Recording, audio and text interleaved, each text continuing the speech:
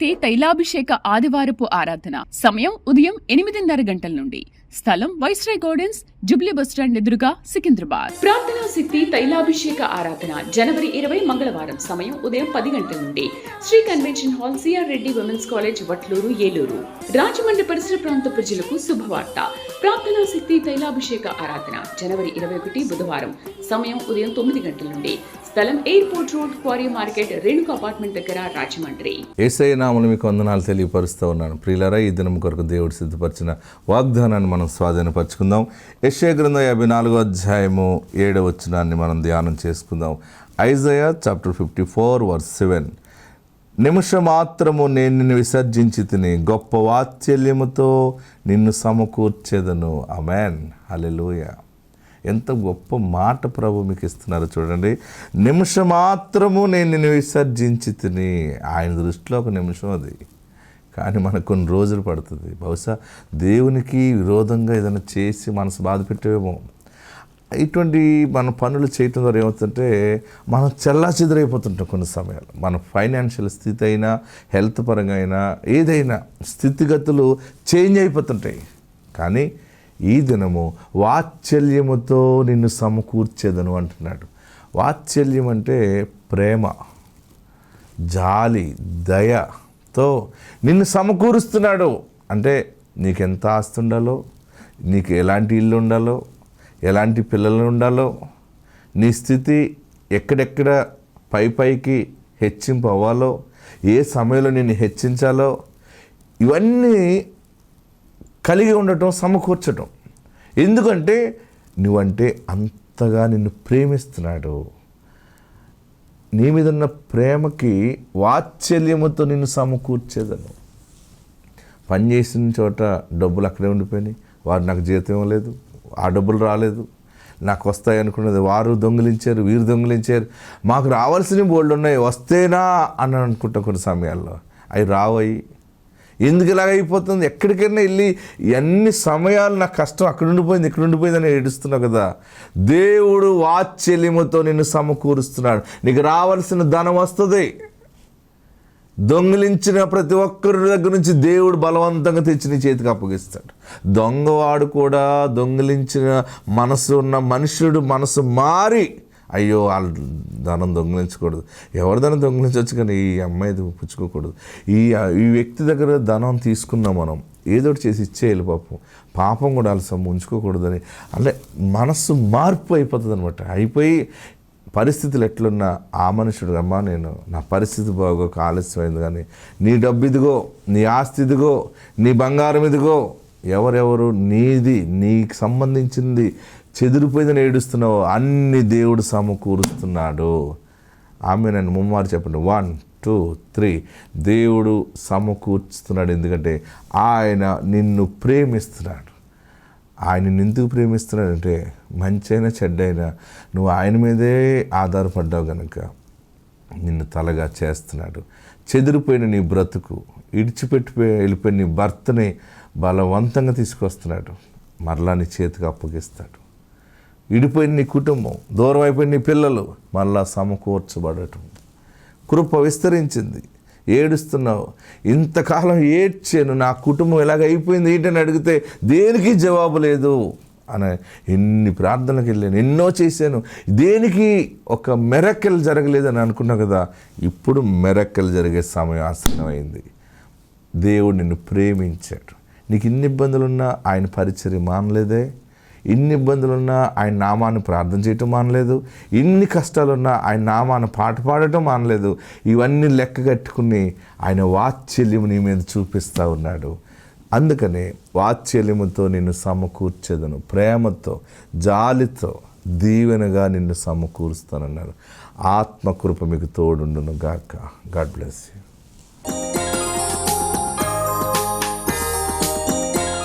వాక్య భాగంలోకి వెళ్దాం ప్రియులరా. దేవుని యొక్క వాగ్దాన వాక్యాన్ని మనం నేర్చుకున్నాం.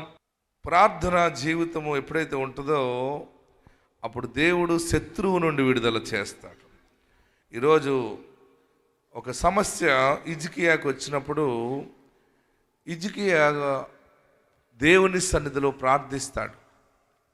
హిజ్కియా మంచి పరిపాలన చేస్తూ ఉండేవాడు. ఆయనకి బలమైనటువంటి లెటర్ పంపించారు ఒకరు శత్రువు.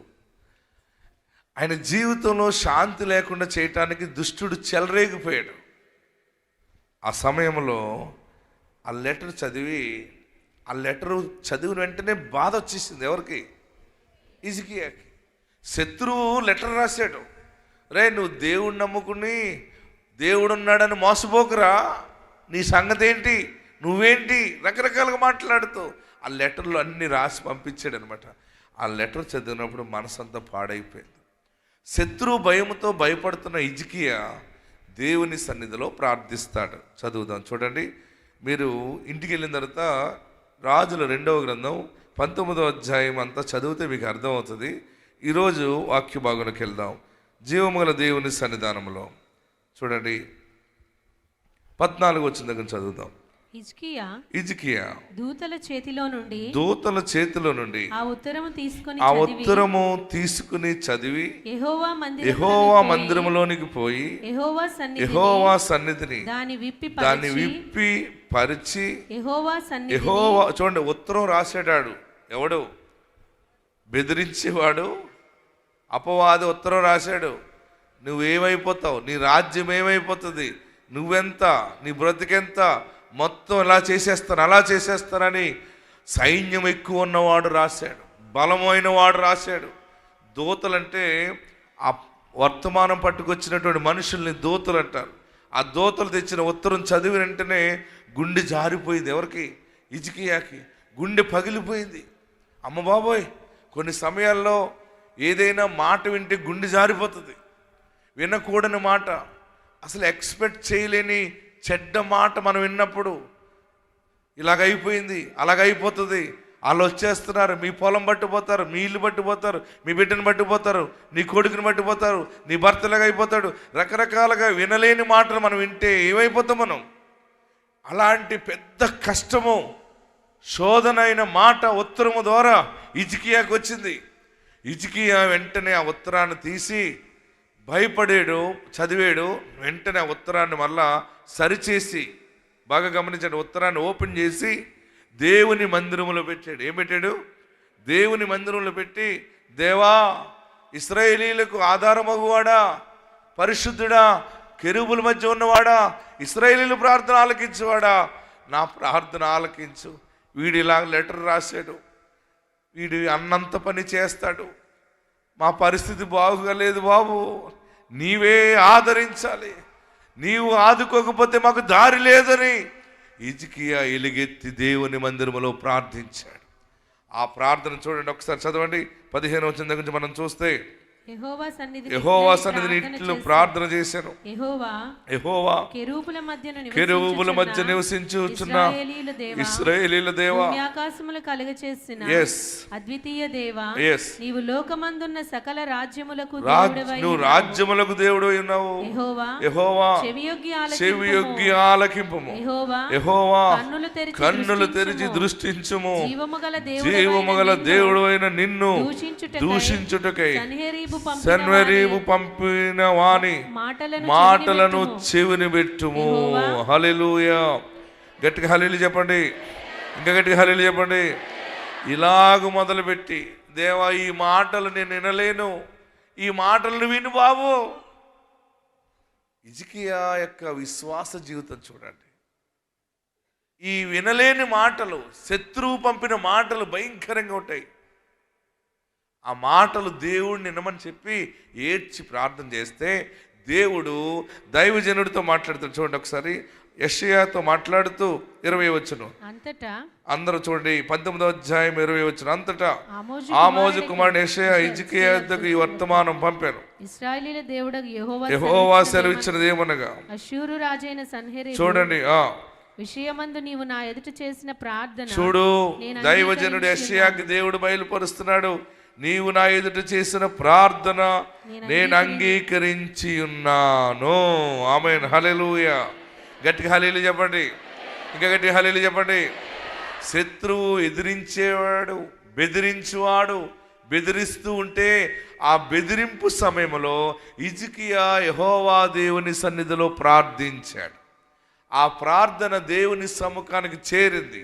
దేవుడు ప్రార్థన ఆలకించి ఆ ప్రాంతంలో ఉన్న దైవజనుడు యెషయాకి బయలుపరిచాడు.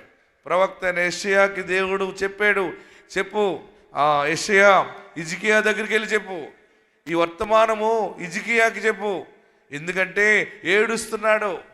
శత్రువు రాసిన ఉత్తరాన్ని బట్టి మాటలు విని ఏడుస్తూ ఉన్నాడు. నేను హిజ్కియా ప్రార్థన ఆలకించి తిని అని చెప్పు. రెండోది ఏం చేస్తాడంటే, ఆ మాటలు నేను విన్నాను, వారిని ఇలా చేస్తాను, అలా చేస్తాను, వారిని పాడుదిబ్బగా చేస్తాను, హిజ్కియా దగ్గరికి రాకుండా చేస్తానని దేవుడు చాలా విషయాలు అక్కడ బయలుపరిచి చివరికి ఆశీర్వాదం ప్రకటిస్తున్నాడు. చూడండి 29వ వచనంలోకి వెళ్దాం. మరియు యెషయా చెప్పినది ఏమనగా, హిజ్కియా అందరూ అండర్లైన్ చేసుకోండి, అందరూ వినండి, రికార్డ్ చేసుకోండి. హిజ్కియా నీకిదే సూచనగును, ఈ సంవత్సరమందు దానంతటా అదే పండు ధాన్యమును, రెండవ సంవత్సరమందు దాని నుండి కలుగు ధాన్యమును మీరు భుజింతురు, మూడవ సంవత్సరమున మీరు విత్తనము విత్తి చేలు కోయుదురు, ద్రాక్ష తోటలు నాటి వాటి ఫలము అనుభవించుదురు. గట్టిగా చప్పటి కొట్టి ప్రభువును స్తుతించండి. మన దేవుడు విచిత్రమైన పనులు చేస్తాడు. శత్రువు భయపెట్టినప్పుడు, శత్రువు మన మీద దాడి చేస్తున్నప్పుడు, భయంకరమైనటువంటి కష్టము మనం మీదకి వచ్చినప్పుడు, మనం ఏడుస్తూ ఉన్న సమయంలో మహాదేవుడు చేసే కార్యం ఏంటంటే, హిజ్కియా గుండె పగిలేలాగా ఏడుస్తూ సమయం గడుపుతున్నప్పుడు దేవుడు తన సేవకుడి ద్వారా పంపించాడు. ఓ హిజ్కియా భయపడకు, నీ ప్రార్థన ఆలకించాడు, ఆయన నీ ప్రార్థన ఆలకించాడు. అద్భుతం ఏంటంటే, వారెవ్వరు నీ మీదకి రారు. శుభవార్త చెప్పమన్నాడు. నువ్వు దేని విషయంలో ఏడుస్తున్నావో, భయపడుతున్నావో, దానికి విరుద్ధముగా గొప్ప శుభకార్యము నీ రాజ్యంలో జరగబోతా ఉంది. ఏంటంటే నీకిదే సూచన. ఆయన చెప్పి అన్ని జరుగుతాయి. దానికి సూచన ఏంటంటే, ఇప్పుడు నారులు నాటుతున్నారు కదా, మీరు పంటలు వేయటానికి సిద్ధపడుతున్నారు కదా, దుక్కు దున్నుతున్నారు కదా, ఊడుపులు ఊడుస్తున్నారు కదా, సూచన ఇక్కడి నుంచే స్టార్ట్ అవుతుంది. ఎక్కడి నుంచి? ఈ సంవత్సరం. అందరూ చెప్పండి, ఈ సంవత్సరం మందు దాని అంతటదే పండు ధాన్యము. గట్టిగా చప్పటి బట్టి ప్రభువును స్తుతించండి. బెదిరించువాడు బెదిరిస్తే నీవు నమ్మిన ఆశ్రయదుర్గమైన యేసు నీ జీవితంలో నీ పంటను బ్లెస్ చేస్తా ఉన్నాడు. ఆయన మీ చేతి పనిని బ్లెస్ చేస్తా ఉన్నాడు. నీ కుటుంబాన్ని దీవించబోతున్నాడు. సూచన, శుభవార్త. ఇప్పుడు అందరూ నారులు నాటుతున్నారు కదా, విస్తారమైన పంట పండేస్తుంది ఈ సంవత్సరం. సూచన, హిజ్కియాకి దేవుడిచ్చిన గొప్ప సూచన. హల్లెలూయా చెప్పాలి. ప్రతి చోట దేవుడు ఒక సేవకుడిని ఎన్నుకుంటాడు, ఒక ప్రవక్తను ఎన్నుకుంటాడు. దేవుడు మీరు అడుగుతున్నారు కదా, మీకు జవాబు ఎలా ఇస్తాడంటే, ఇదిగో వాగ్దానం ద్వారా పుట్టాను కనుక నా ద్వారా మీకు ప్రకటిస్తాడు. ఒక్కొక్క ప్రాంతంలో ఒక్కొక్క వాగ్దాన పుత్రుడిని దేవుడు ఎన్నుకుంటాడు. బలమైన సేవకుడిని లేవనెత్తి ఆ సేవకుడి ద్వారా మాట్లాడతాడు. ఈరోజు మీకు శుభవార్త ఏంటంటే, దానికి అదే పండు పంట. ఏ సంవత్సరం అది? ఈ సంవత్సరం. మీరు ఏ సంవత్సరాన్ని పలుకుతారు? ఇప్పుడు సంఖ్య పలకండి. 2026 అనగా ఈ జనవరి మాసము, ఈ సంవత్సరము, ఈ దినము నుండి దానికి అదే పంట పండుతుంది. మీ జీవితంలో మీ పాడి పంటలు దీవెనగా ఉంటాయి. హల్లెలూయా చెప్పాలి. ఇంకొకటి హల్లెలూయా చెప్పాలి. విస్తారమైన ధాన్యం వస్తుంది, విస్తారమైన కొబ్బరి వస్తుంది, విస్తారమైన రొయ్యలు వస్తాయి, విస్తారమైన చేపలు వస్తాయి, మంచి దిగుబడి వస్తుంది, మంచి రేట్ వస్తుంది. ఏడ్చేవు కదా, నీ కన్నీళ్లు ముచ్చాలుగా దేవుడు మారుస్తాడు.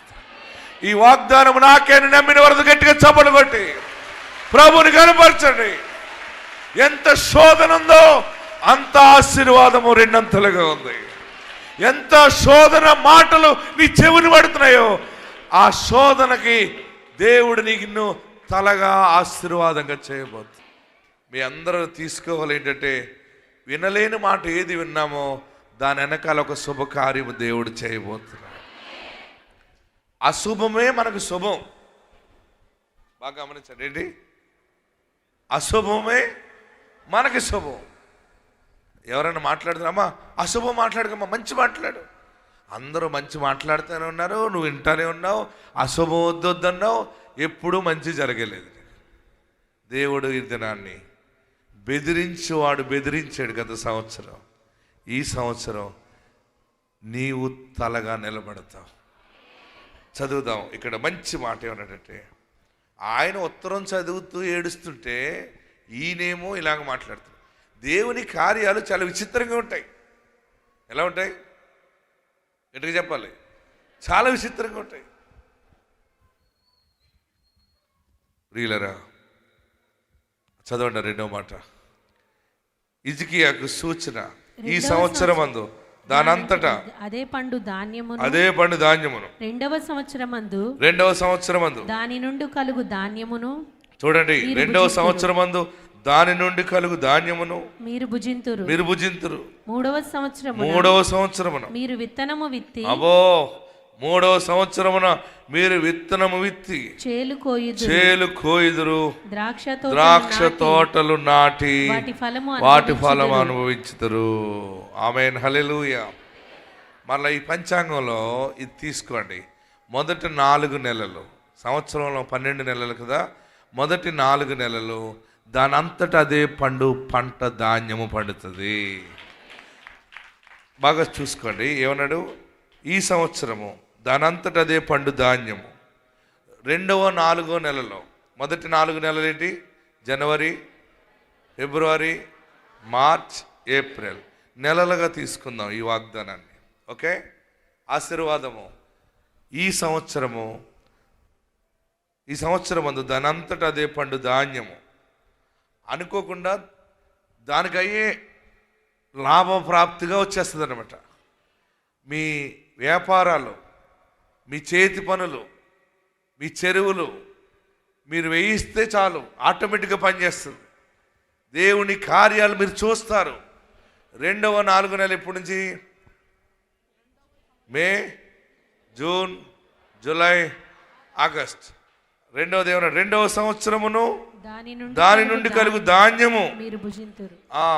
మే, జూన్, జూలై, ఆగస్ట్ మీరన్నీ అనుభవిస్తారు, మీరన్నీ భుజిస్తారు.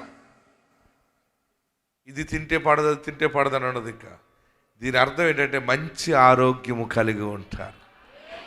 మీరు గులాబ్ జామ్ తినేచ్చు, ఇంకా ఏం తినచ్చు?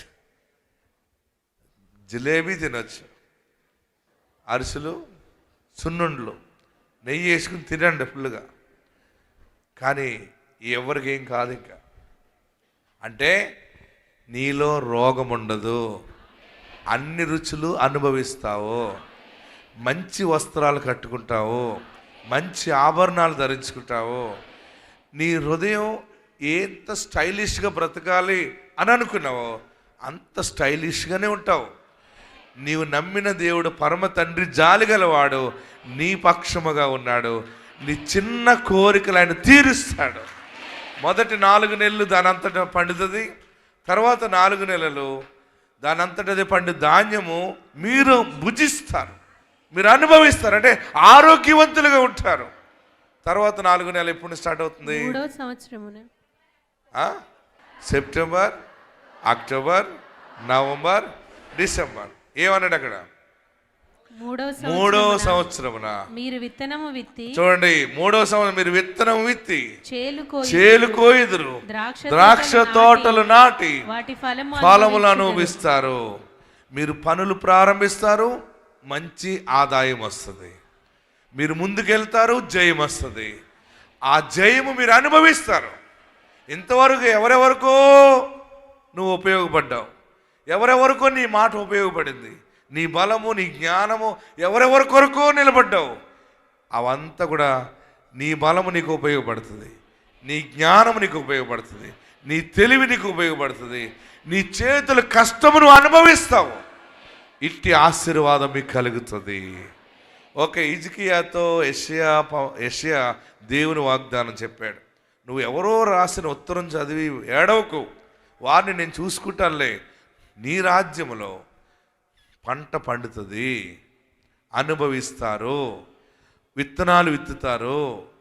ఏ పని చేసినా, అంటే విత్తనాలు విత్తడం అంటే వ్యాపారాలు ప్రారంభించటం, ముందుకెళ్ళటం, జయము అని చెప్పి ఉత్తరం రాసిన నన్ను ఏడ్చాడు కదా, దానికి ఇచ్చాడు. చూడండి 30 వచనం చదువు. 30 వచనం, యోధా వంశములో తప్పించుకున్న శేషము ఇంకను వేరు తన్ని మీదికి ఎదిగి ఫలించును. ఈ సంవత్సరం వేరు తన్నుతారు. ఆమేనని చెప్పండి.